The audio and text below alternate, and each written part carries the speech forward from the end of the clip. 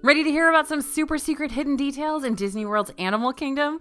Stay tuned to learn about extinct rides, dino bones, and why all the bathrooms in the park have some serious doors.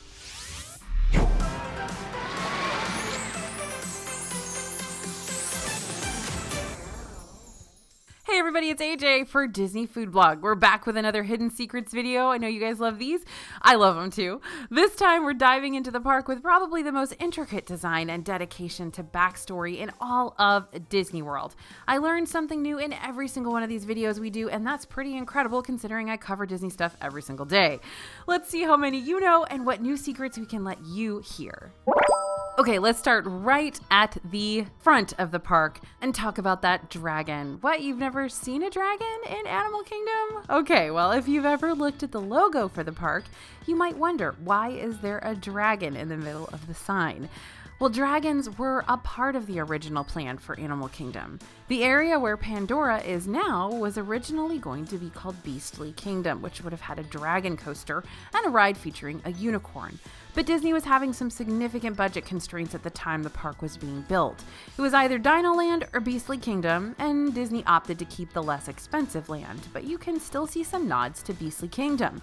The dragon on the sign, one section of the parking lot is named Unicorn, and there's even a dragon in the rockwork on the river by the entrance to Pandora, or what would have been the entrance to Beastly Kingdom.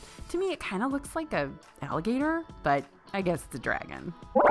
Speaking of the river, let's talk about the Discovery River boats. For a short time, guests could take a boat ride through Animal Kingdom. The attraction was only open for a little over a year, with a few iterations in that short time. One involved a few animals you could see only on board the boat. Literally, they would bring animals on board. Then the animals were gone, and the final iteration had a focus on Radio Disney broadcasts. Guests expected a Jungle Cruise-like ride, and it was more just a way to get around the park and see a few sights. In other words, it was kind of a disappointment.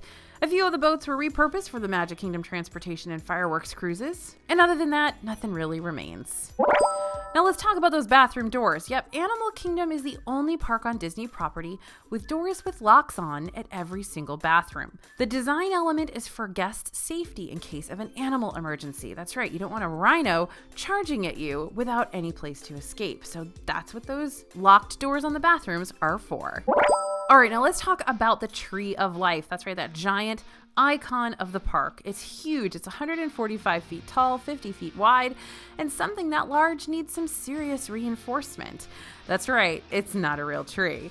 It needed to be sturdy enough to withstand high winds in case of hurricanes and strong enough to hold all of the plaster that makes up the texture of the tree with all those animal carvings.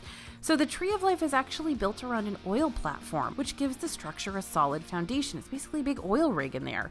It's a narrow middle section and the ability to support the branches of the tree. Now, speaking of the Tree of Life, it took a year and a half to sculpt. There are over 300 animals hand-carved into the Tree of Life.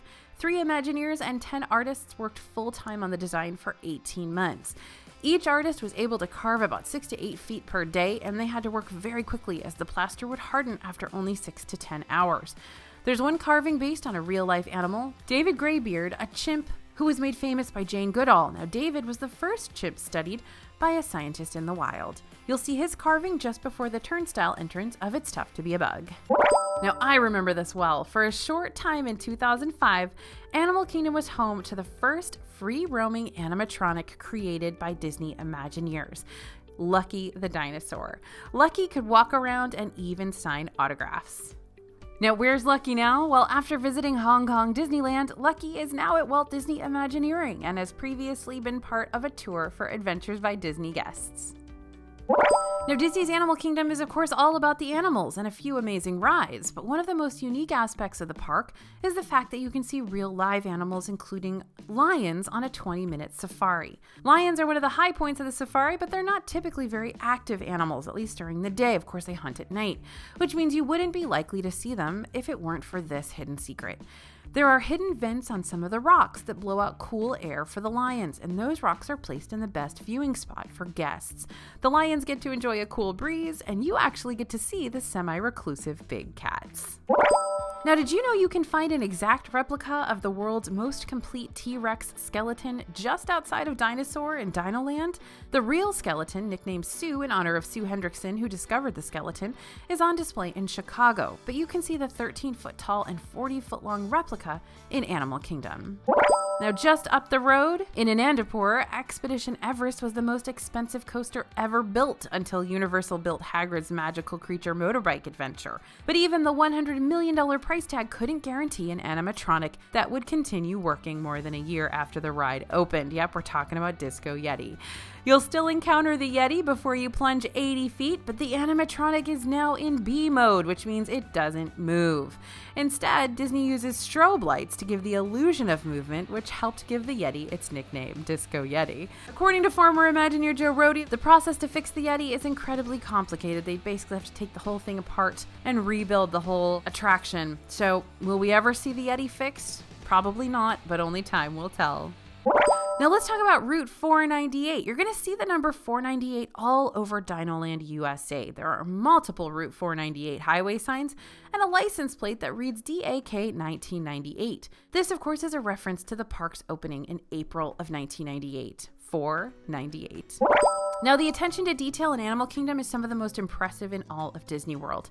A lot of the details are pulled from the real world. Lamu Village in Kenya is the inspiration behind the village of Harambe in the park's Africa section. There are also plants and trees in that section of the park to help with the immersion that are designed to look like native species from Africa. There are even southern oaks that are trimmed to make them look like acacia trees, which are native to Kenya.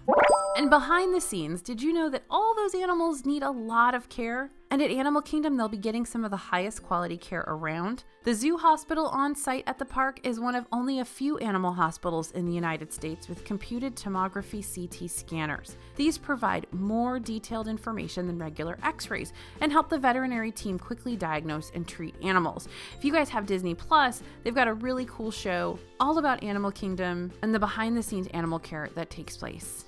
Now, the development of Animal Kingdom was closely monitored by conservation specialists. The entire execution of the park's animal habitats was overseen by an advisory board with representation from the American Society for the Prevention of Cruelty to Animals and the Wildlife Conservation Society. Disney continues to raise money for conservation efforts around the world, raising over $100 million since 1995. All right, let's talk Festival of the Lion King. It's coming back soon. I can't wait. But did you know it was actually meant to be temporary? It's hard to believe this fan favorite theater show was only supposed to be around for a short time. It was initially performed in a sheltered outdoor venue at Camp Minnie Mickey, where Pandora is now.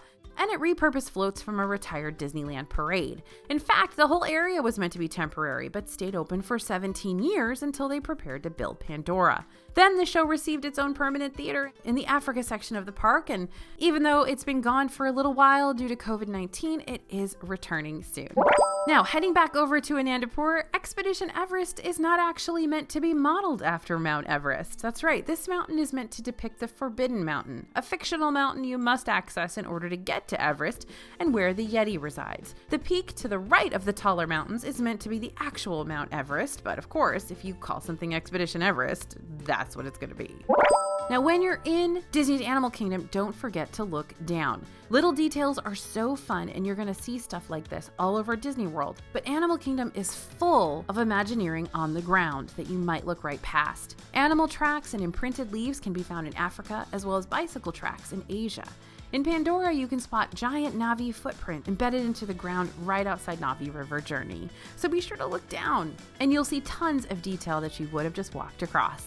Alright, so if you're over in Pandora and you're exiting Flight of Passage and you happen to be in the corridor on the lowest level, you might spot initials with handprints on the wall. These are the initials of Avatar director and producer James Cameron and John Landau, and you can also spot the initials of former Imagineer Joe Rohde, who is responsible for the creation of Animal Kingdom and, of course, Flight of Passage itself.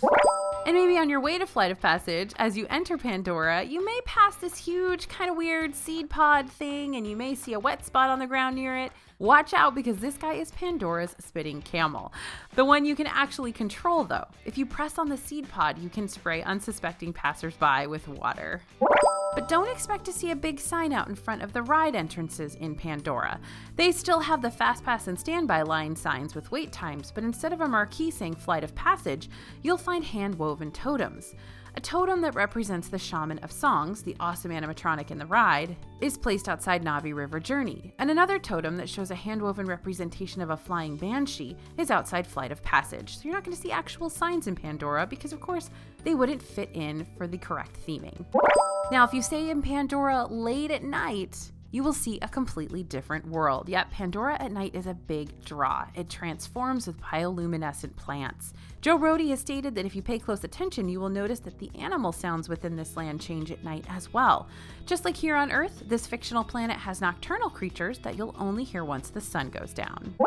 And another little detail in Pandora, the Resources Development Administration, the RDA, is the bad guy corporation in the Avatar film. They're long gone in the version of Pandora you're visiting in Animal Kingdom, but you'll find signs of their mining work all over the land. I did say there was a lot of attention to detail, right?